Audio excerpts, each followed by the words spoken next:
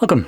In front of me is a OPPO A5x and I'll be going over unboxing along with a quick look at the device and its specifications.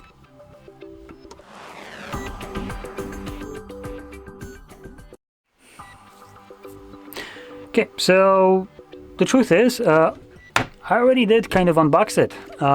Something happened while recording and the camera froze, so doing this the second time, so forgive me because it's not necessarily a pure kind of unboxing.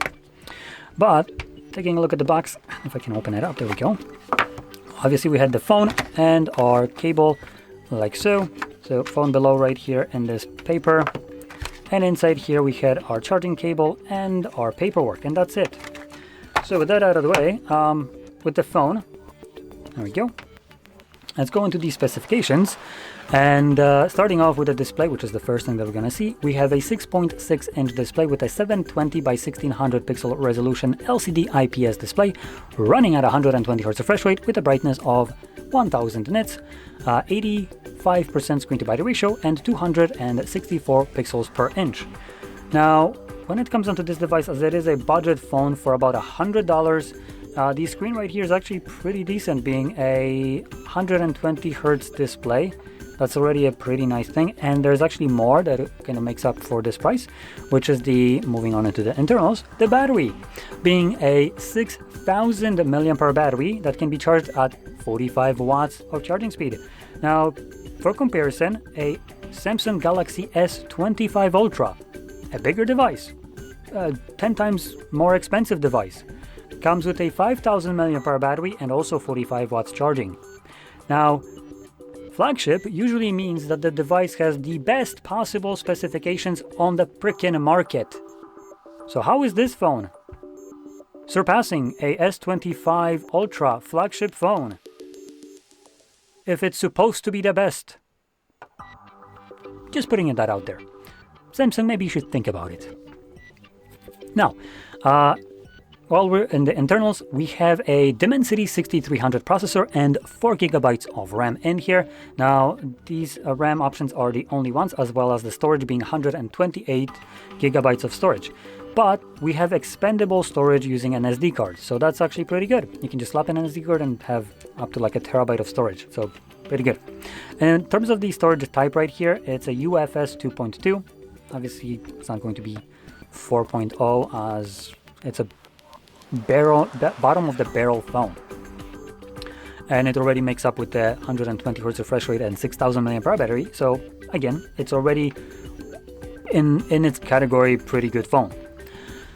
Now, if we move over to the cameras, we have a single camera at the back, which is a 32 megapixel f1.9 wide sensor. This is again budget device, so in terms of specs, camera seems okay. In terms of quality, I wouldn't expect anything great. It will be serviceable. Keep in mind, $100 device. And then at the front, we have a 5 megapixel wide sensor. And that's about it. Now, with that being said, the build quality right here actually feels pretty decent. We have a plastic back, plastic frame, but lays in hand pretty nicely. We have a side-mounted fingerprint sensor as well as volume rockers right above that. At the top, we get absolutely nothing. And on the left side, we get our SIM/SD tray. And at the bottom, we have the forgotten thing called a headphone jack, a Type-C charging port, and our speaker grill. And that's everything that there is to the device. Now, I am typically not advocating for budget devices, as I find them to be, even though they're already too cheap, find them to be too expensive for what you get.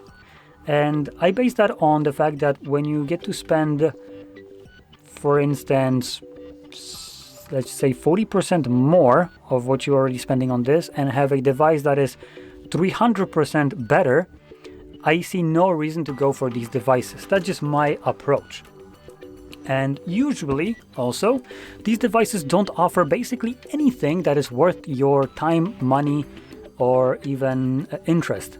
But this device, not only does it have 120 Hz refresh rate, it also has a 6000 mAh battery that can be charged at a reasonable speed of 45 watts. So both of these things are going to be pretty decent selling factors, I would say. But if you do want to spend more and you're looking for something that is that 300% better, I would recommend looking into the CMF Phone 2 Pro. I've been glazing this phone almost for, well, 2 Pro since it came out, which is only a couple months.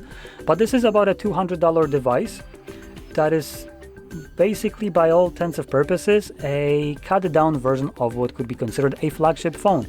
Now, it won't have a flagship processor. It's not coming with like Snapdragon 8 Elite or anything like that. It's coming with a Dimensity, I believe, 7300 Ultra. So it is a high mid-range processor. But obviously what it offers is a pretty decent package with good cameras, very good processor, good RAM, good storage, good battery, good charging speeds, and also, if you're interested in that, also weird expandability, as you can kind of like add accessories to the back. It's just designed for that. So yeah, you can look into that if you want something that is faster with better display and all that stuff that I mentioned. But if you want to stick with that $100 price tag that this device is at, this is actually a pretty good device. So with that being said, if you found this video helpful, don't forget to hit like, subscribe, and thanks for watching.